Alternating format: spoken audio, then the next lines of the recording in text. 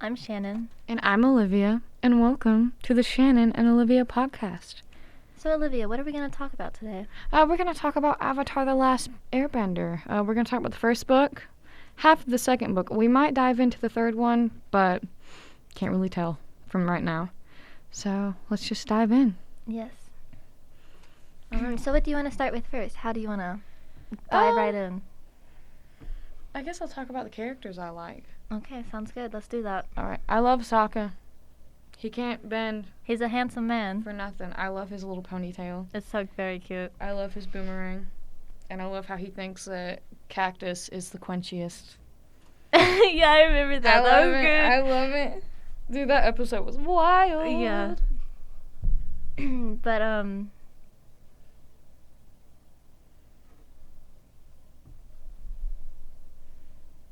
blinked. Who's a character you like? I like Aang Aang? the most right now. Aang? Yeah, I like Aang. But then I also like Zuko. I like how he transitions from being a bad guy to a good guy. He's so angsty. I love him. Yes.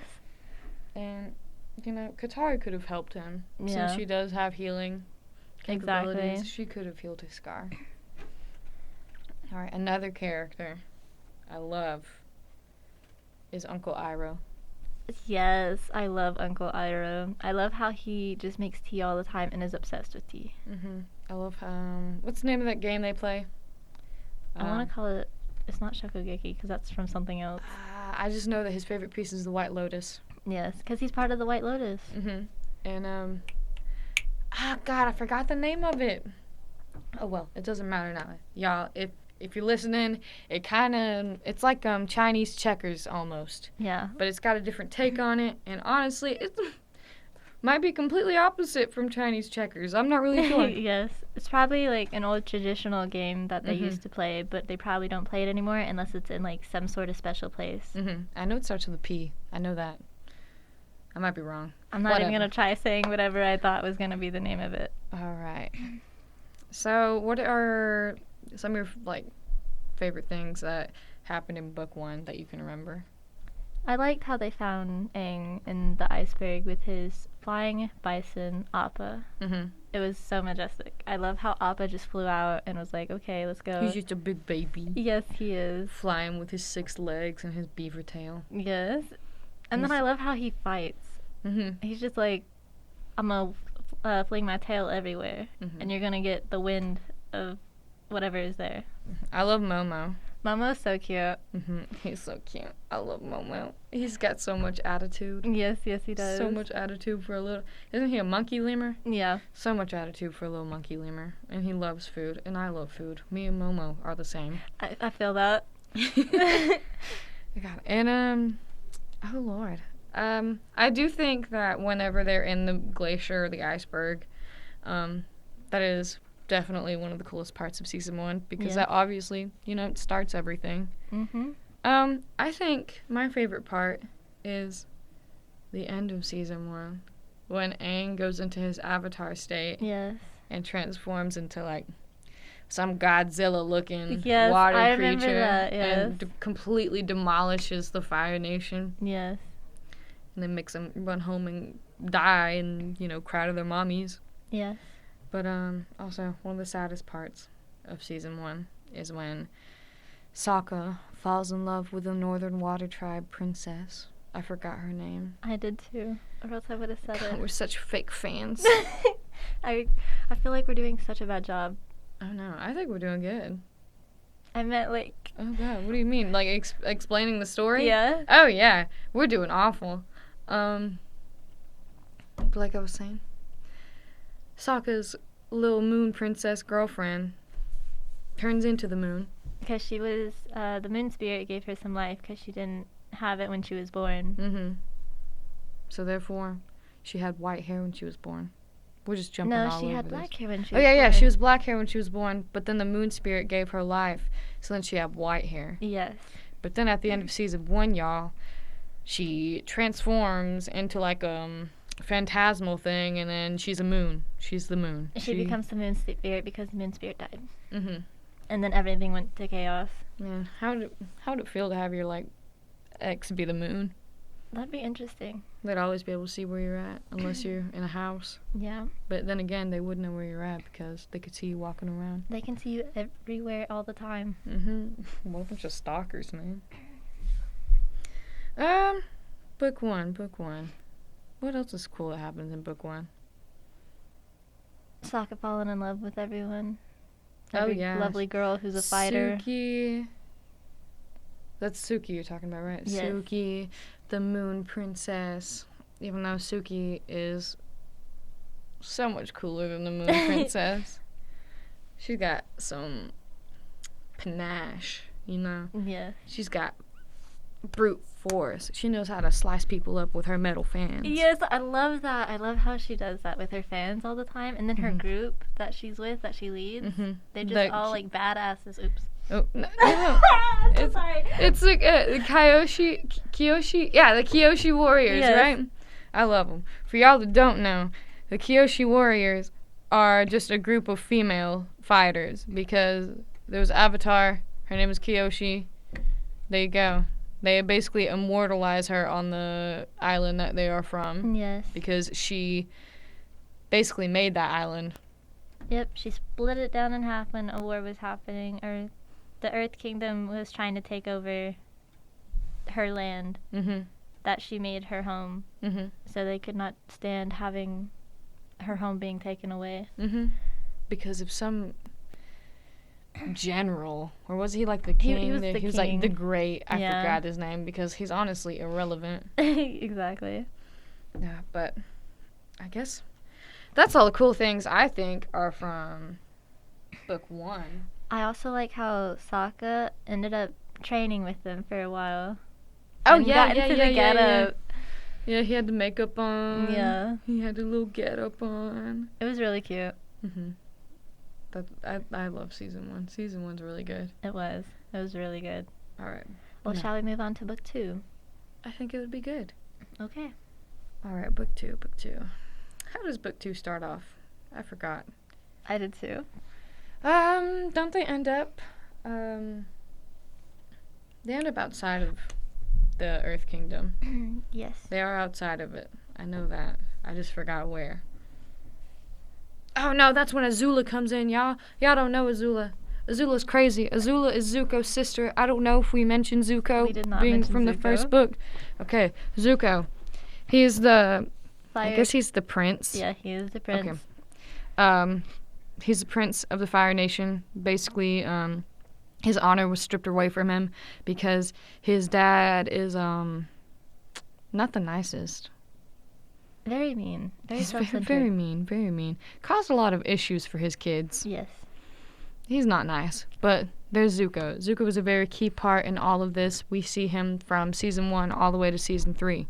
Has great character development. Yes, very much so. But basically, Zuko is after Aang and the gang all the way up until like the end of book 2, right? Yeah. That's when he flips. Yeah. He was always trying to chase after Aang so he could restore his honor because his father said if he didn't capture the Avatar or find the Avatar and bring him to him, then he is no longer allowed to come back home and will forever be dishonored. Which is a total douche move. Yes, very much. Yeah. I hate how he does that. And then Emperor Ozai, that's his name. He sends Azula, Zuko's sister, at the end of book 1 is when we see her, right? Or I is it think so. beginning of book 2? I think it was probably the beginning of book 2. Okay. At the beginning of book 2, we see Azula, and let me tell you, that is a can of worms you don't want to open, buddy. She is another type of crazy. She is wild. First off, the chick can bend lightning, and her fire is blue. Yes. And blue fire means that, she's completely filled with hatred and rage. Because all the other normal firebenders just have red, orange fire. But no, she crazy. Yes, very much so. She has a lot of problems, mental problems, a lot of stress. She got mommy issues, daddy issues. Same with Zuko, but Yeah. he just got daddy issues. Yeah, Zuko lost his mom young because... Emperor Ozai. And then his uncle lost his child in a war that they were trying to like take over Ba Sing Se. right? Trying to get through the wall of Ba Sing Se. And so the king at the time, not for Ba Sing Se, but for the Fire Nation, which was the uncle's and Zuko's father's father. Uncle Iroh's and Ozai's. Yeah.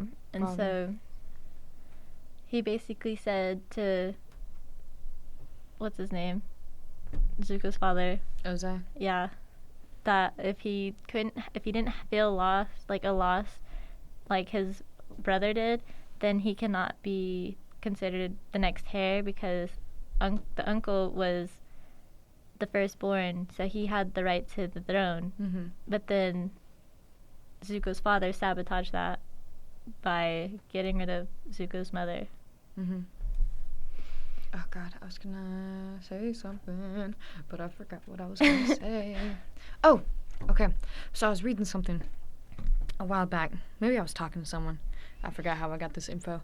Apparently, Zuko's mother was a descendant of the Avatar before Aang. What's his name again? I forgot his name, but I know who you're talking about. He was a firebender. He was also a prince, too, of the Fire Nation. Mm-hmm. But sadly, he and his brother, they were really close, though. But then his brother, I guess, went crazy a little bit, Mm-hmm. and that's what started the 100-Year War Mm-hmm. of them trying to take over all the other nations. Mm-hmm. Thus, causing Aang to lock himself in an iceberg. Right? Yep. Because he ran away from home. Mm-hmm. He ran away from his duties. He couldn't stand it. Yeah, that's a lot of pressure to put on a 12-year-old. Mm-hmm. Is it still recording? Yeah. Are we sure? Yeah. Because it hasn't moved for a while. Yeah, we're at 12 minutes. Oh, okay. It hasn't moved for a while, so I was concerned. Oh no, we're fine. Oh, okay. All right. Would you like to go into book 3? Sure, why not? So how should I start this? Should I start it off as Zuko's sister trying to kill everyone? Or Oh, yeah. You start it off however you want, because once again, I kind of forgot book 3. Oh, should we talk about how Aang met the people in the forest? The swamp. The creepy swamp. Oh, yeah. Okay. In book 2, Aang goes to a forest. It's like a swampy forest because he's drawn to it.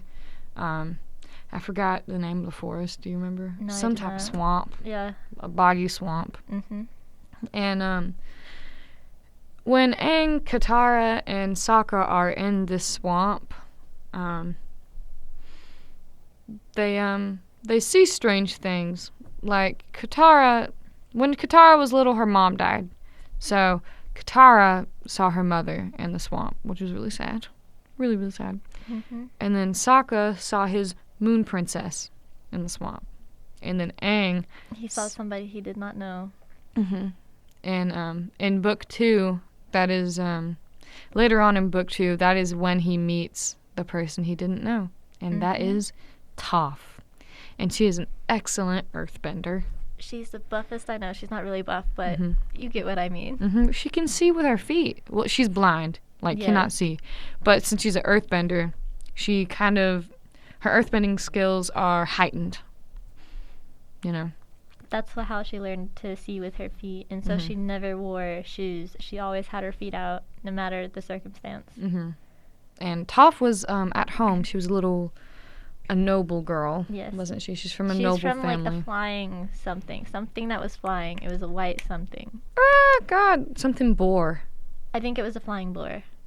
Like the crest of the something boar. But we know what we mean. Yes.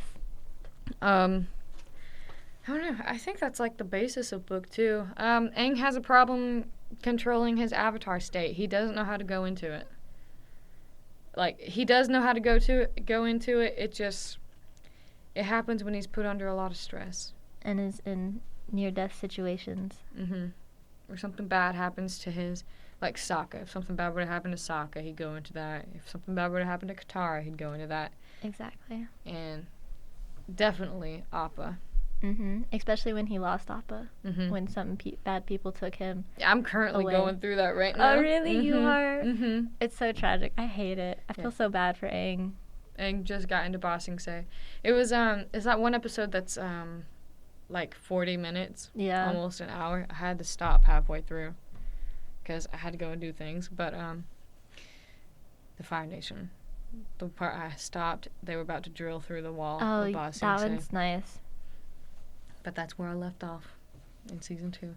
That's like halfway through, I think. I'm almost through with season 2, I think. Maybe not. I don't know. Well, the drill part, it was, what's her name? Zuko's sister. Mm-hmm. What's her name again? Azula. Azula. Mhm. Yeah. Azula was there trying to drill into the wall. Mm-hmm. And so she had her little 2 other groupies, but they're Mhm. not really groupies because they don't really like her. They're afraid of her. Azula puts fear into others, and that's how she controls them. Mm-hmm. And so basically, Aang and his crew decided that they were going to get rid of the drill to help the city. Mm-hmm. And so when they did, Zuko's future girlfriend Mm-hmm. was like, I am not getting in that mucky, gunk, rock-filled water. Mm-hmm. And so they're like, Azula can deal with it later. Mm-hmm. But they finally stopped the drill. And so everything turned out okay. I don't know. Do you think that's a good part to leave off? I think so. Or should we talk about how Zuko and his girlfriend got together? Oh, no. That's fine. All right. Thank you for listening to our little all-over-the-place podcast about the Avatar, The Last Airbender. Yes, Book thank you very 1 much. and half of 2. But I'm sorry if this was hard to follow, but our thoughts are just kind of everywhere. But thank you for listening. Once again, I'm Olivia. And I'm Shannon. And thank you for listening to the Shannon and Olivia Show.